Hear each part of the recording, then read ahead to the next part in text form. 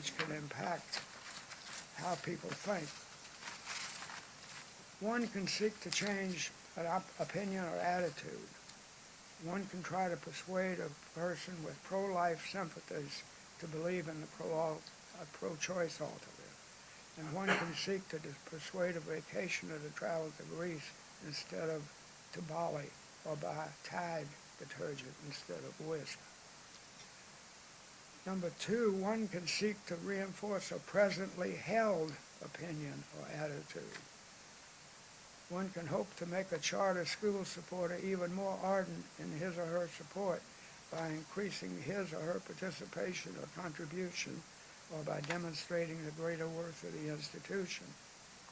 And the third thing that we can do is one can create an opinion or an attitude where none previously existed. One can present sufficient evidence to make a person or group that had no interest in the humane treatment of animals supporters of animal rights, create an attitude or an opinion where none previously existed. In effect, the overall role of public relations is to motivate a person or a group to a specific action. No new invention or methodology can ever change the basic human characteristic of communicating ideas with the basic purpose of influence, agreement, or support, or otherwise. I think that public relations as a discipline is held in higher regard today than ever before. And I can give you some examples of why I think that. I divide the history of public relations into three eras. The first was a how can I say it era. What happened was the board of directors of some group in a company would make a decision, and after the decision was made, they would call old Joe, who used to work for the local Bugle, into their CEO's office and say, we've done this, how do we say this and tell it to the press? So that was a how can I say it. Then came 1960, which I think was the most important decade in the history of organized public relations. And the reason for that is that there was so much social change in 1960 that affected business, and for which CEOs and other members of management weren't prepared to deal with. And it was really preempted by taken over by the public relations person. For example, women's rights, voting rights for minorities, the abortion issue came up during then. It was a period when narcotics was at their height. The Vietnam War was going on. Businesses were being picketed, and corporate presidents, CEOs, were sitting back in the office not knowing what to say, what to do. And they call in their public relations person and they say, all this is happening to us. What do I say to these people? So I call that an escalation of the responsibility of the function and call it the what do I say era. Then about the 1990s, there was a third escalation. And that escalation was the what do I do era. And this came about when public relations people had advanced in title within the organization. Back in the 50s, public relations officers at most companies were directors of public relations. In the 70s, it was vice president of public relations. In the 80s, senior vice president. And in the 90s and now, a number of companies, not a great deal, but a number of very large companies have made their senior public relations officer, an executive vice president. But the most important thing that's happened in the last 15, 20 years is that among the Fortune 500, the vast majority of them have their senior public relations officer on the management committee. And for the first time, the public relations person had input on what do I do? What is the decision that, how are they going to get it? And it brought in public relations thinking into management. I'm afraid that a lot of things that are happening in business now that the public relations person is not very happy about because the big motivation for most companies today is ever-increasing profitability, and I think ever-increasing profitability is causing behavior to cut costs that is detrimental to the future of the corporation. That's another subject, but I think it's one of the most important problems that business faces today in the fact that profits have been made the principal objective of the company. That wasn't always true.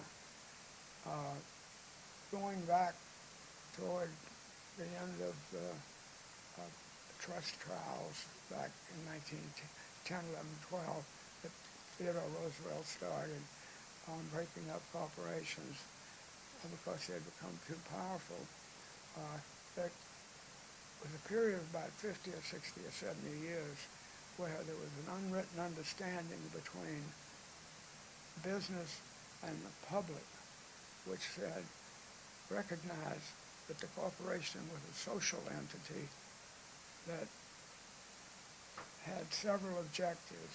One was to make and market a product that was good value to the purchaser. The second was to provide steady employment and to provide a decent pension. The third was to work fairly with suppliers. Fourth was participate in community activities, hospitals, education, schools, so forth. And the fifth one was to pay a fair return on investment to the share owner. In the late 70s, early 80s, that fair return part transformed to pay maximum returns to the share owners. And since that time, CEOs have had really a miserable life in trying to meet this objective, because part of the objective was that earnings would be increased quarter after quarter after quarter, and that's just about impossible to do. And again, I say look at some things that are happening today. The number of recalls has increased. The number of accidents has increased. Housewives sometimes will pick up the box of cereals, and she had just bought it about 5 days ago, and they usually last 7 days. And she's wondering why until she reads the fine print. No longer has 16 ounces in it, it's got 13 ounces. Things like that, and all done to keep the profits high and the stock high. I'm all for doing that, but I think there's a way to keep the public informed of what you're doing and why you're doing it.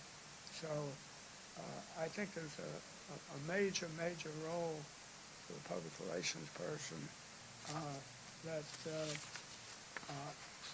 has got to be taken over, and